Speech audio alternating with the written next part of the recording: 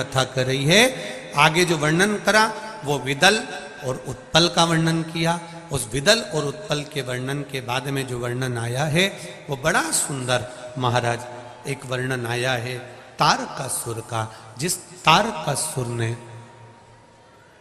भगवान देवाधिदेव महादेव के पुत्र द्वारा अपने प्राणों को हरना मांगा था, अपने प्राणों को हरना मांगा था महाराज। तारकासुर, जरा विचार करिएगा शिव जी का कितना भारी भगत होगा, जो चाहता है भगवान शंकर का विवाह हो जाए, जो चाहता है भगवान शिव का मंगल विवाह हो जाए। वो तारकासुर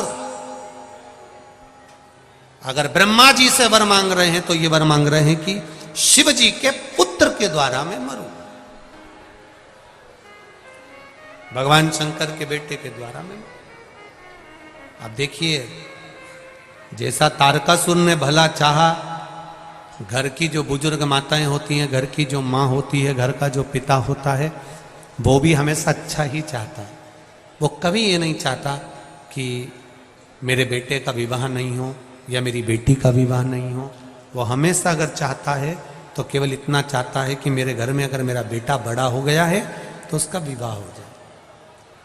उसको मालूम है, उसको ज्ञात है कि विवाह करूंगी, बहू आएगी, हो सकता है मैच कर पाए ना कर पाए, हमारे साथ श्रेष्ठ रह पाए ना रह पाए, पर एक निवेदन आप सबसे करना चाहूंगा, ना कभी बहू बुरी होती है ना कभी सास बुरी होती है, केवल एक समय की अवधि होती है जो व्यक्ति को बुरा बना देती है। इसलिए उस समय को थोड़ा सा टालते रहो।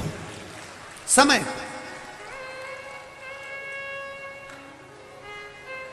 अगर समय टलता गया तो चल जाए। एक कई लोग कहते हैं ना, बहुत अकड़ में लोग आते हैं और खूब अकड़ में कहते हैं मेरे साथ में 5000 लोगों की टीम है गुरुजी, 5000 लोगों की टीम है मेरे साथ में, 5000। अच्छा, कई लोग कथा लेने आते हैं तो बातें तो बहुत बड़ी बड़ी करते हैं, पर जाके मालूम पड़ता है कि कथा की व्यवस्था क्या कर पाए, ये समय पर मालूम पड़ता है। मेरे साथ में 5000 लोगों की टीम है। कई बड़े बड़े लोग आते हैं, मेरे पास में 10,000 लोगों की टीम है, मेरे पास में 3000 लोगों की टीम है। हम उनसे एक ही बात कहना चाहेंगे, तुम्हारे साथ कोई नहीं है। तुम्हारे साथ जो टीम है तुम कहते हो, ये तुम्हारे साथ नहीं है, तुम्हारे समय के साथ है।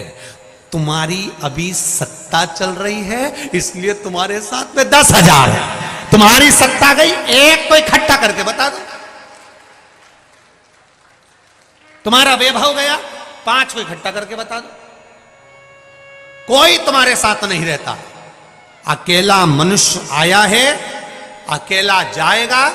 शिव जी की कथा कहती है जब तक उसके शरीर में श्वास है, 21,600 श्वास जब तक उसके शरीर में चलती है, मेरे महादेव कहते हैं उसके साथ कोई नहीं रहता, केवल एक महादेव रहता है, उसके सिवाय कोई नहीं। शिव रूपी श्वास तुम्हारे साथ है इसलिए वो शरीर कहलाया। शिव रूपी श्वास चली गई तो वो शव कहलाया।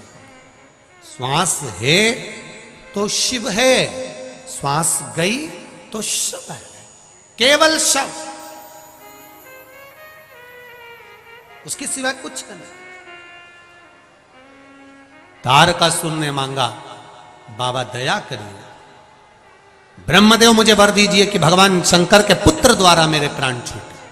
कोई माता पिता गलत नहीं मांगते। तारकासुर ने भी मांगा तो शिव जी का घर बस जाए, शिव जी का विवाह हो जाए। ब्रह्मा जी ने तथास्तु कहा। षडानंद कार्तिकेय जी का जन्म हुआ और कार्तिकेय बाबा ने आकर तारकासुर का संहार करा। देवताओं ने आनंद पाया। ऐसी शिव महापुराण की कथा